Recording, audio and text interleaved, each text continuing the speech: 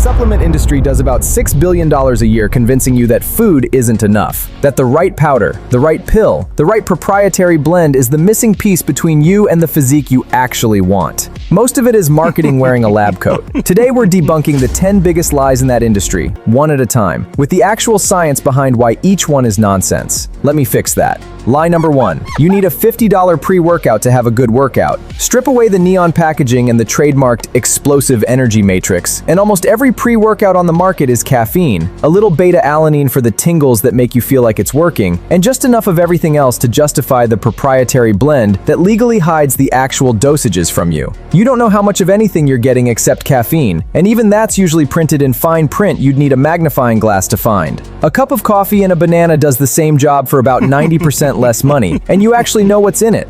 Lie number 2. BCAAs are essential for muscle growth. Branched-chain amino acids sound scientific enough that nobody questions them. But if you're already eating enough protein, and I mean actual protein, chicken, eggs, whey, whatever, you are already getting more BCAAs than any supplement tub is going to add. The research showing BCAA benefits was mostly done on people who weren't eating enough protein to begin with. Fix your protein intake and the BCAA tub becomes an expensive way to flavor your water. Lie number 3. Fat burners burn fat. There is no pill that melts fat off your body while you sit on the couch, and if there were, it would be a controlled substance, not something sold next to the protein bars. What fat burners actually do is dose you with stimulants, caffeine again, usually a lot of it, which might slightly increase your metabolism for a short window, and definitely increases your heart rate. The fat loss still comes from a calorie deficit. The pill is just an expensive way to feel jittery while you're in one. Lie number 4. Testosterone boosters boost testosterone. Walk down that aisle and you'll see Tribulus terrestris, fenugreek, D-aspartic acid, all promising to naturally spike your levels. The actual research on healthy men with normal testosterone shows these ingredients do essentially nothing measurable. If your testosterone is genuinely low, that's a conversation with a doctor and actual blood work, not a bottle with a shirtless guy on the label.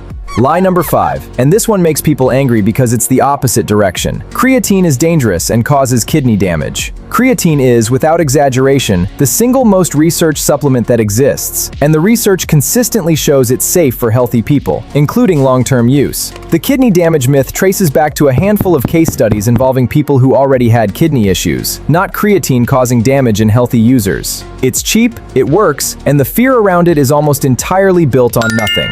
Lie number 6. Mass gainers build muscle efficiently. A mass gainer is, more often than not, a tub of sugar and cheap carbohydrate with a small amount of protein mixed in, marketed toward people desperate to gain weight. You will gain weight. Most of it will be fat, because your body can only build muscle so fast regardless of how many calories you're shoveling in, and the excess just gets stored. A real meal with real food does the same job without training your body to associate bulking with eating garbage. Lie number 7. You can only absorb 30 grams of protein per meal, so anything more is wasted. This one gets repeated so often it sounds like established fact. It isn't. Your body doesn't hit a wall and start flushing protein down the drain past some magic number. Digestion and amino acid utilization happen over hours, not in one instant absorption event. There are diminishing returns at very high single meal amounts, sure, but wasted is not the right word. And this myth has talked plenty of people out of eating enough protein because they were scared of some number they read in a comment section. Lie number 8. Detox teas cleanse your body of toxins. Your liver and your kidneys do this job every single day, for free, without a subscription box arriving monthly. Most detox teas work through one mechanism. They're laxatives. You lose water weight, you feel lighter for a day, and none of it has anything to do with actual toxins leaving your body faster than your organs were already removing them. Lie number 9. Glutamine supplementation is necessary for recovery. Glutamine is the most abundant amino acid in your body already, and your body produces plenty of it on its own if you're eating enough protein and total calories. The research on glutamine supplementation for healthy, well-fed people training normally shows minimal to no benefit. It became popular because it sounded important, not because the studies backed it up for the average lifter. Lie number 10, and this is the one hiding behind almost every other lie on this list. The word natural on a label means it's safer or more effective. Natural is a marketing term, not a regulatory one. Arsenic is natural. Poison ivy is natural.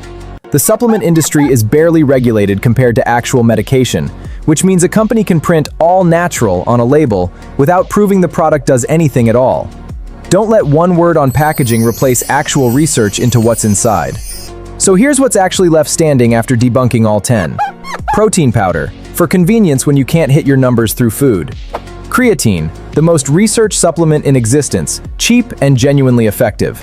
And caffeine, the same active ingredient hiding in that $50 pre-workout, available for a fraction of the price. I already made a full breakdown of exactly those three and nothing else, because that's genuinely the entire list worth spending money on. Everything else on that shelf is optional at best, and actively wasting your money at worst. Spend on real food first, then those three if you need them. That's the whole stack, and now you know exactly why the rest of that aisle exists. Not for your results, but for their profit margin. If this helped, hit subscribe. I break down training and nutrition like this every single week, no fluff. And if there's a supplement lie I didn't cover here, drop it in the comments. I might make the next video about exactly that one. See you in the next one.